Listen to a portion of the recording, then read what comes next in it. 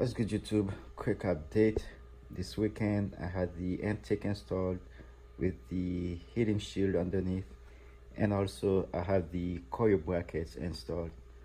Now with the intake, I had it torque in inch pound, and also I found something on Google, the sequence to torque those bolts. Now if I remember correctly, if you guys doing your intake swap or replacing your intake or have your engine, you guys have the engine block but you're throwing another intake on it. I think if I remember correctly, this is the sequence. This side will be number 1, then you got number 2, you got number 3, you got number 4 right here, number 5, number 6, number 7, all the way back there, number 8, number 9, and number 10.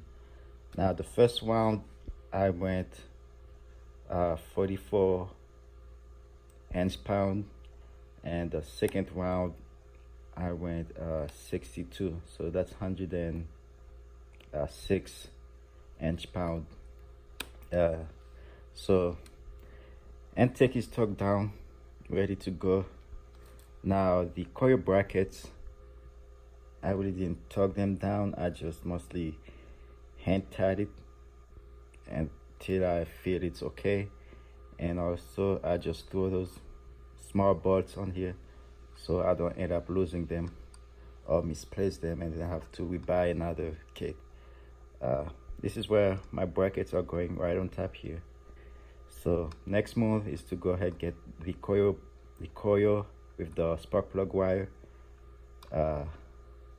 and then probably the headers. Once I get the headers, I'll get the either focus on getting the transmission or get the wiring. The wiring kit is like $1,500, so that's kind of a lot, but it's needed and I'll have to get it.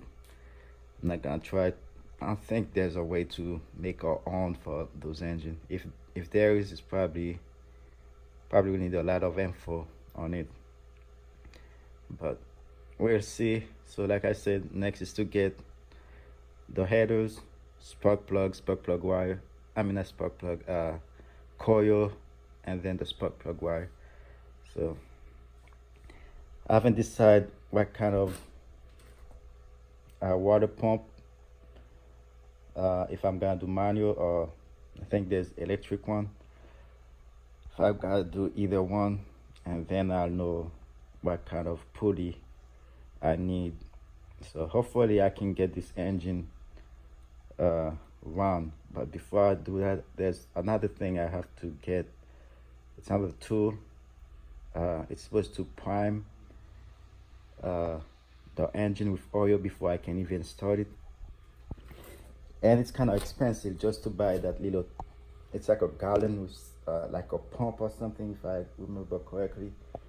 And then I believe I would have to open this right here, stick that thing in here, and then shoot some oil into the engine. There's an amount, it's on my paper list, so we'll see. So this is pretty much for this. Now let's talk about the 6.0. I'm about to build it. Want to share with you guys some tips on building your engine. I'm not gonna record everything, but the tip that I think that is important, I will show you you guys. Now this is the second ring on the piston. The oil ring doesn't need to, so the top and the second. I'm starting with the second one. So first thing I did is place them in the cylinder. Now the tip is, if you're gonna gap this piston ring right here, it must go into this cylinder. You cannot gap this one and then throw it into another cylinder. You probably gotta be off because honing the cylinder might throw each cylinder not end up be the same width. So that's why it's really important to keep the piston ring that you gap into that cylinder that is going to. So another tip, someone mentioned it on my Instagram, Rick. He do all those good stuff. He's been doing for a long time. He mentioned to only only use one side. Don't be using two sides, which makes sense, because you just want to mess with one side, and instead of having two sides, not end up straight. So just focus on one side of the piston ring to gap. And another tip again. Now, if you guys see, each of my gap are facing down.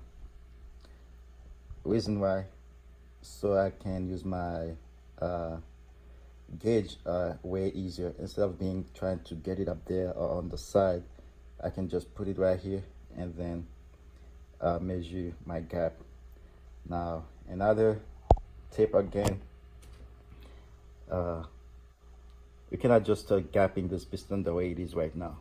You gotta make sure they're straight, one level in your cylinder, which I already did that. Oh, I didn't. I thought I did. But how do you get those piston ring down straight? What I did, hold up. I grab a piston. Now this is the second ring. I put it all the way on the bottom. I was trying to use one of these oil ring, but they're kind of too soft. It's not gonna stop the piston because they kind of way softer than. So I place the first top ring all the way on the bottom, and then what you do is take your piston and then just push on. As you guys see, it stopped and everything is flat, and when you take it off, the piston ring is all the way down and flat. So you do it for all of them.